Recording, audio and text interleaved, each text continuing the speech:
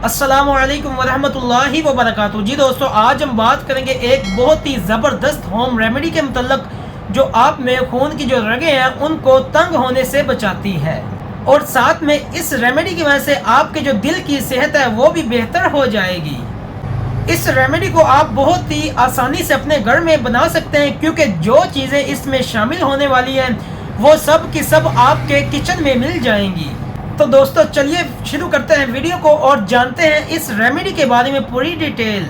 आपको पता है कि अगर हमारी सारी आर्टरीज ब्लॉक हो जाएं तो इससे खून का जो बहाव है वो ठीक नहीं रहता, जिसकी वजह से उस हिस्से में ब्लड फ्लो कम हो जाता है और इसी वजह से हमारे पूरे जिस्म में ऑक्सीजन सही नहीं पहुंचता। वहां जो न्यूट्रिशन पहुंचनी होती है वो सही से नहीं पहुंच पाती, और फिर जिसके नतीजे में आपका सांस फूलने लग जाता है, आपको कमजोरी महसूस होना शुरू हो जाती है। और अगर आपको ये मसला ज़्यादा हो तो आपको हार्ट अटैक या फिर स्ट्रोक जैसे मसाइल कई गुना तक बढ़ जाते हैं। इसलिए ये बहुत ही ज़रूरी है कि हमारी आर्टरीज ब्लॉक ना हों। अगर हमारे जिस्म की आर्टरीज साफ रहती हैं तो इससे हमारे जिस्म को ताकत और भरपूर ग़िज़ाइयत मिलती है। आर्टरीज और ब्लॉकेज होने की सबसे अहम और बड़ी वजह लोगों में सोजश का ज़्यादा हो जाना है, जैसे कि जो दायमी सोजश है वो हो जाती है। इसकी वजह से खून की रगों में खासकर जो आर्टरीज की अंदरूनी तह होती है उनमें छोटी छोटी इंजरीज होना शुरू हो जाती हैं। उन इंजरीज के नतीजे में वहाँ पे फाइब्रन जमा हो जाता है, साथ में खून में मौजूद कैल्शियम और कोलेस्ट्रॉल भी उस जगह पे जमा होना शुरू हो जाते हैं, और ये आहिस्ता आहिस्ता वक्त के साथ साथ ज्यादा होना शुरू हो जाता है। और एक वक्त ऐसा आता है कि उस आर्टरीज की वजह से खून का बहाव कम या ज्यादा हो जाता है, जिसकी वजह से छाती में दर्द का रहना और सांस फूलना लग जाता है। अब हम इस ब्लॉकेज को रोकने के लिए डॉक्टर्स हमें स्टेटिन्स रिकमेंड करते हैं, जिसकी वजह से कोलेस्ट्रॉल का जो लेवल है खून में वो नॉर्मल हो जाता है, या फिर खून को पतला करने के लिए या फिर ब्लॉकेज को तोड़ने के लिए मेडिसिन दी जाती है। और हाँ, इससे ये मसला काफ़ी हद तक बेहतर भी हो जाता है।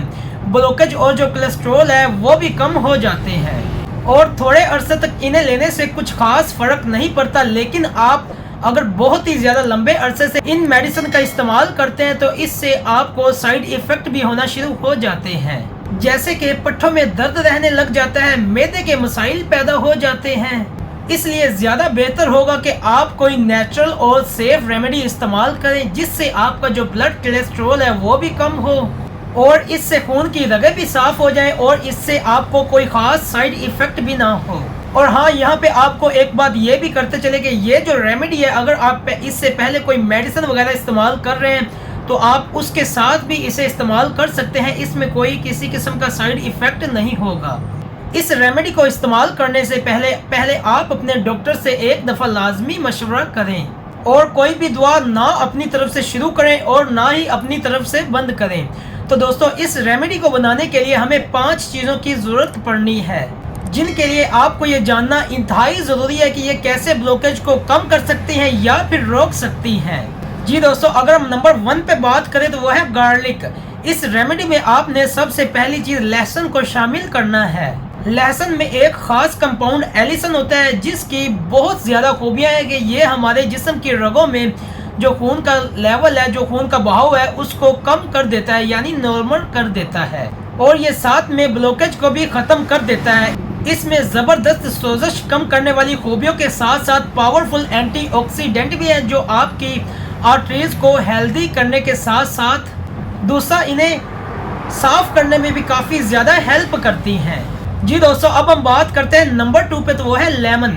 स्टडीज में है कि लेमन जो लीमू है उसके छिलकों के साथ इसे इस्तेमाल करने से इसमें काफ़ी ज़्यादा फ्लेवोनॉइड्स मिलते हैं, जिनकी वजह से एक तो इंसुलिन की रेजिस्टेंस कम हो जाती है और साथ में ये आर्टरीज को ब्लॉक करने से भी रोकती हैं। लीमू में विटामिन सी काफ़ी ज़्यादा होता है, जो दिल की बीमारियों को कम करने के साथ साथ जो स्ट्रोक के इश्यूज़ हैं उनको भी ख़त्म करने में काफ़ी ज़्यादा हेल्प करता है, और साथ में ये आर्टरीज को प्लेक बनने से भी रोकता है। जी दोस्तों, अब हम बात करते हैं नंबर 3 पे, तो वो है जिंजर यानी अदरक।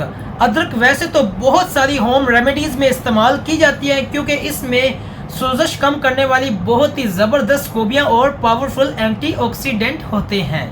इससे हमारी आर्टरीज साफ हो जाती हैं और जो ब्लॉकेज होती है वो कम हो जाती है, जिसकी वजह से आपका जो कोलेस्ट्रॉल लेवल है वो नहीं बढ़ता। जी दोस्तों, अब हम बात करते हैं नंबर 4 पे, तो वो है हनी यानी शहद। शहद सदियों से अपनी हीलिंग प्रॉपर्टीज की वजह से बहुत सी बीमारियों के इलाज के लिए इस्तेमाल हो रहा है। जी दोस्तों, अब हम बात करते हैं नंबर 5 पे, तो वो है एप्पल साइडर वाइनेगर। इस रेमेडी का सबसे आखिरी इंग्रेडिएंट सेब का सिरका है, जो हमारे खून में कोलेस्ट्रॉल लेवल को बेहतर कर देता है। अब हम ये जानते हैं कि इसे बनाने का तरीका क्या है और इसे हमने किस तरह सही से इस्तेमाल करना है। बनाने के लिए सबसे पहले आपने लहसुन के 3 से 4 छोटे छोटे पीस लेने हैं और उन्हें अच्छी तरह से काट के उनका छिलका उतार के आप कुछ देर के लिए एयर यानी हवा में रख दें।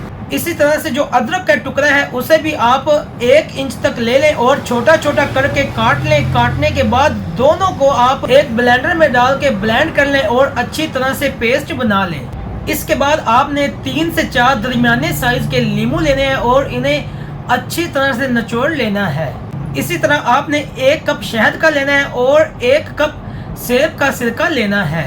अब आपने इन सारी चीजों को अच्छे से मिक्स कर लेना है। अब इस मिक्सचर को आप किसी एयर टाइट गिलास में रख के महफूज कर लें।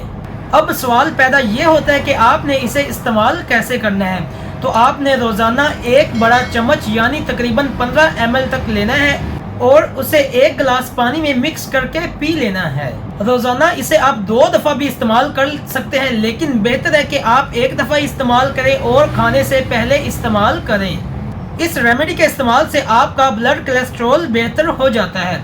अब आपको ये भी जानना बहुत ही ज़्यादा ज़रूरी है कि कौन से लोग इसे इस्तेमाल करने में एहतियात करें। तो अगर आप हामिला ख़वातीन हैं या फिर अपने बच्चों को दूध वगैरह पिलाते हैं तो इन सूरतों में आप इसको इस्तेमाल नहीं कर सकते। उसके अलावा अगर आप खून पतला करने वाली मेडिसिन इस्तेमाल कर रहे हैं या फिर आपको शुगर का इशू है तो तब भी आप इस्तेमाल नहीं कर सकते।